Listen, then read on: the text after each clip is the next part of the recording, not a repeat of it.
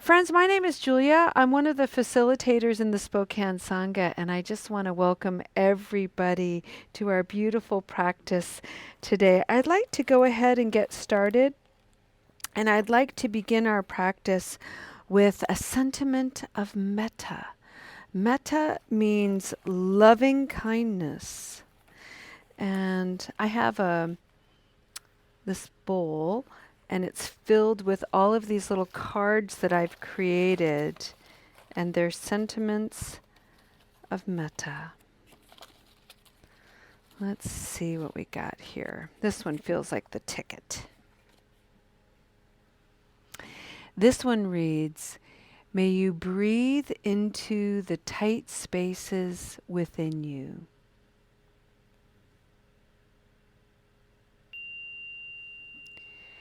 May you breathe into the tight spaces within you.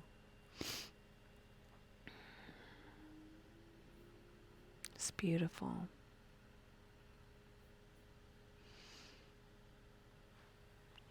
Friends, on Wednesdays for our practice, we have for a few years now been creating a bit of a Zen practice inspired by one of our Sangha members, Christopher. And what we've done is we've read famous books by famous, well-known, renowned Zen masters. We have studied Suzuki Roshi. We have studied Roshi Joan Halifax, and we're now dipping into the sayings of Thich Nhat Hanh, probably one of the most famous Zen practitioners. Thich Nhat Hanh is famed for having brought mindfulness to Western consciousness in a very adaptable, relatable way.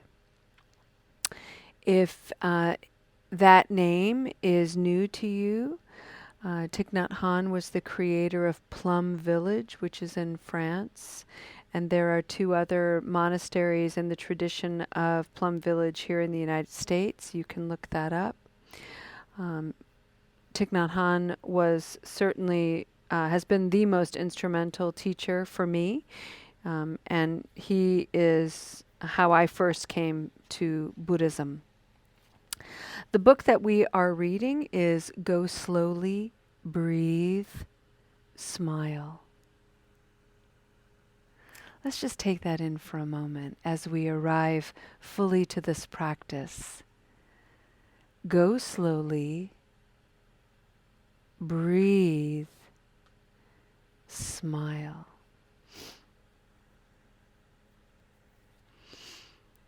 If you're new to Recovery Dharma, you're probably coming to this practice with a lot of chatter in the mind, a lot of story. You're in good company. If you're new to meditation, you're also probably coming to this practice with a lot of chatter, a lot of noise in the mind, maybe a little bit of hardening around the heart, maybe a little tightness in the mind. And invite all of it to be perfect, just as it is. You don't need to be a great Buddhist or a wonderful meditator. You just simply need to be here, exactly as you are. And maybe in the slow unfolding of this practice today, you can allow into the mind and the heart the idea that you matter, that your practice is amazing, even if it's new and elementary, even if you feel wobbly, that your journey of recovery is yours to travel alone. And while you are carving your journey of recovery, and even though you are alone, you are also impeccably supported. Breathe that in. I matter. I'm supported.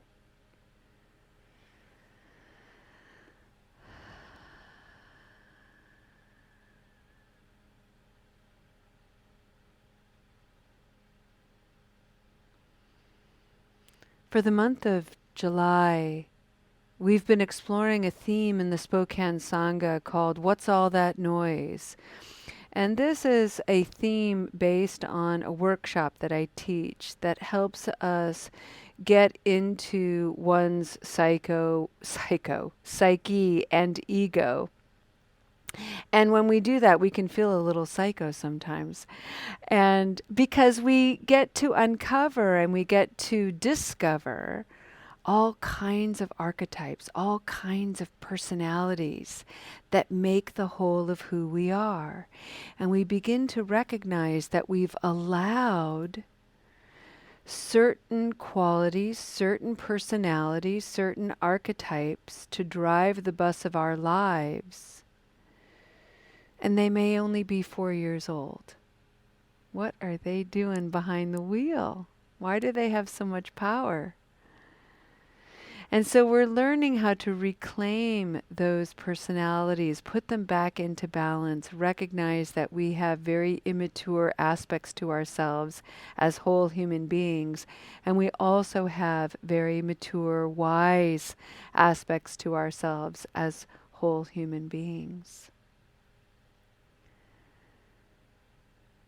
In the West, we are governed by a very dualistic mind that says we need to get rid of one and elevate the other.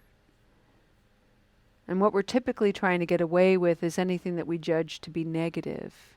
And we're trying to cling to everything that feels positive. The Buddhist practice is an invitation to learn how to hold both. And to recognize this incessant practice of trying to get one for the other, trying to get rid of one and cling to the other, is an act of folly. It is suffering.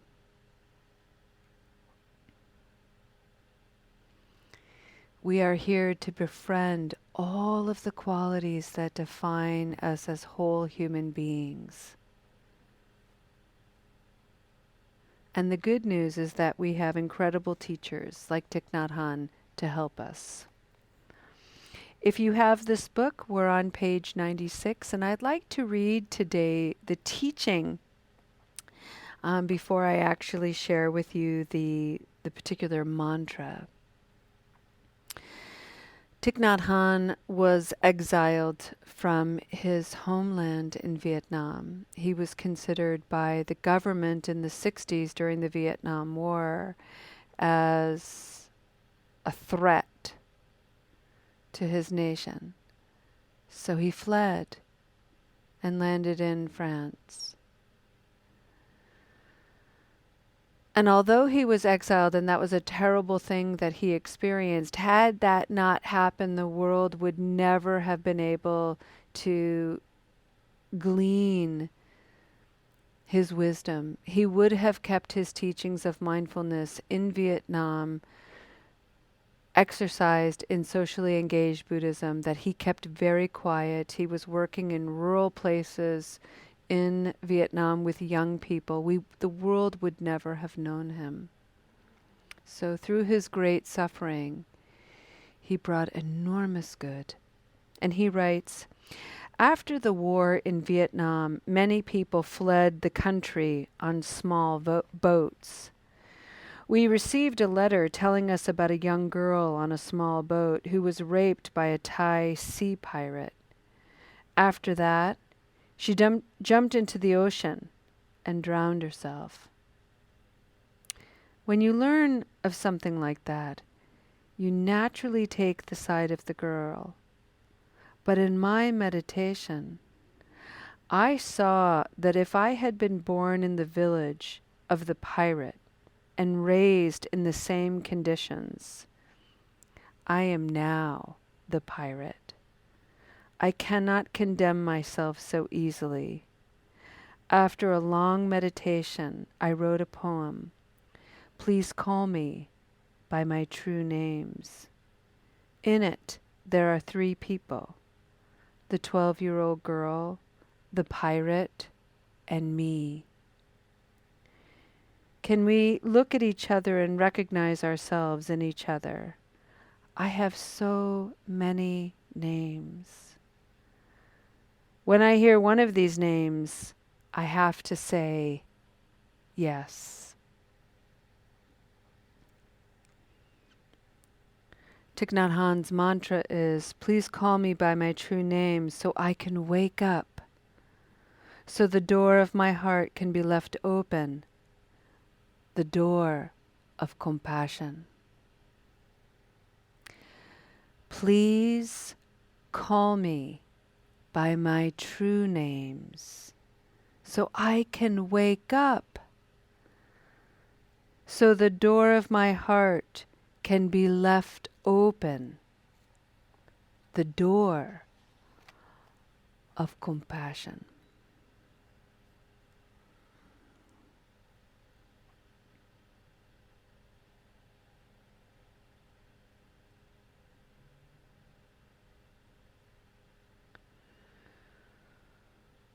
Friends,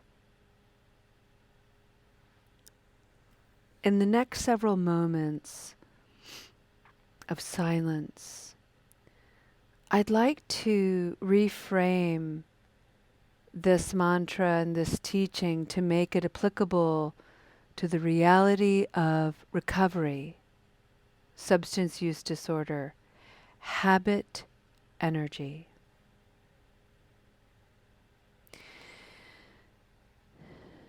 We have a social narrative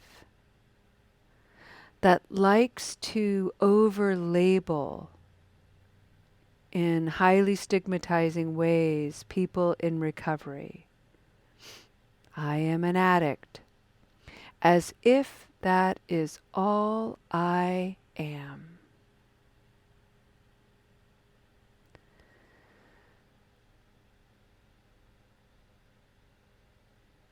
So to bring forward our additional identities, our additional qualities, is not to dismiss or diminish any trouble or any struggle we may be having.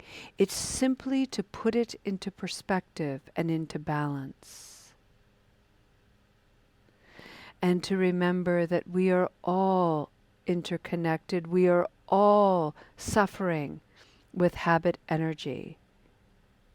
We're all on the same playing field of humanity. I am a person in recovery. I am someone learning about habit energy. I am a friend and a foe. I am a person with integrity, and I am a person working with hypocrisy. I am joyful. I become resentful. I could go on and on and on. And that's the point. To be fearless and call ourselves by our true names, and there are many, many of them. Combined, they define the complexity and texture and richness of being human. Go slowly as you allow this reality to wash over you and to come into your mind and heart. Breathe deeply. And every once in a while, allow a smile to come across your face.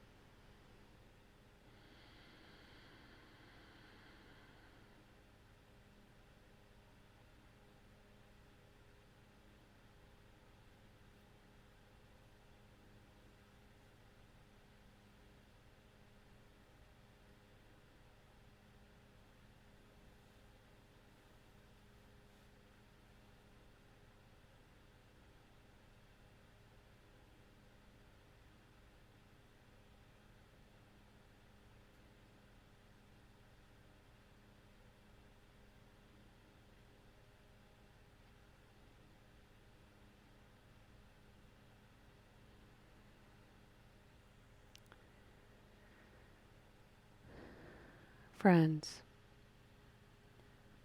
the sentiment of metta that initiated our practice today was to take a deep breath into the tight spaces.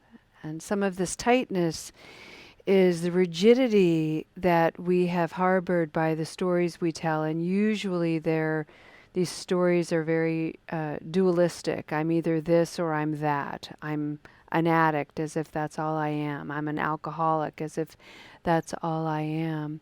And we can get very tight and very rigid in those fixed ideas. The Buddhist practice is all about cultivating a growth mindset.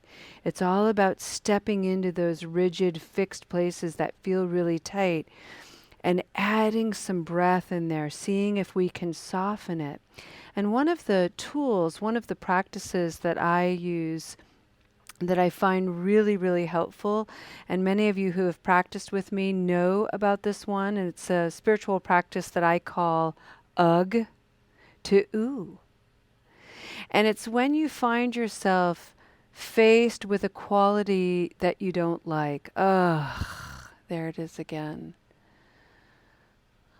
My compulsive avoidance. Ugh, yuck, ugh. And right after that, if you can, ooh, what's its opposite? Because you're also its opposite. For every person out there who has an avoidant quality, there is also a courageous, forthright quality. For every person out there who is an addict, there's also the person in recovery. For every person out there who feels doubtful, ugh, there I go being doubtful and insecure again. Ooh, look at the aspects of me that are highly confident and secure. Ugh, there's that craving. Ooh, look at all the options that I have created for myself. Ugh to ooh is a wonderful way to practice looking at the many, many qualities of us, the pairs of opposites that combined make the whole of who we are. It is a practice. So we're always invited to go slowly, breathe, smile.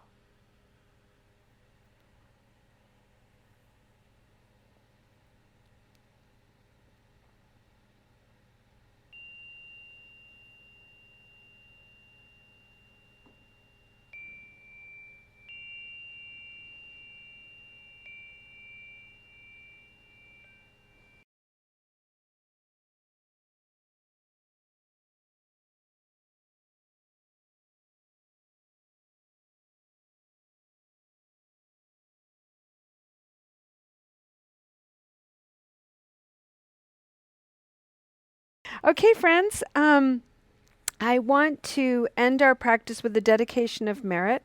I want to let everyone know that we, on our website, we offer these stickers that are little, if you practice with me long enough, you'll hear these sayings of mine. This one says, "That's true and not the whole truth." This one is, "Would you look at that?" This one is a reminder to be reverent in your approach. And this one is, I think, the most important one of all. Practice makes practice. Let us drop the story and the notion of perfection. Perfection is already here. And it's wrapped so beautifully in practice. Friends, come back to a noble posture. Come back to this space of practice and know that to come into this practice is an enormously radical thing to do. Most people are unpracticed. That means we have our work cut out for them, for ourselves, on behalf of them. We're not here to be holier than thou. We're here to be radically grounded, to be transformed, to be instruments of peace so that we can bring healing and transformation to others. Look around. It's so necessary. Today, the way you stand in line, the way you wait in traffic, the way you interact with a coworker who rubs you the wrong way, the way you address a meal that wasn't prepared in quite the right way, the way you see someone who is haggard, diminished, discarded. May you have presence filled with compassion, loving kindness, joy. There you will find freedom. Thank you for your beautiful practice. I look forward to practicing with you more. We'll see you next time. Namaste.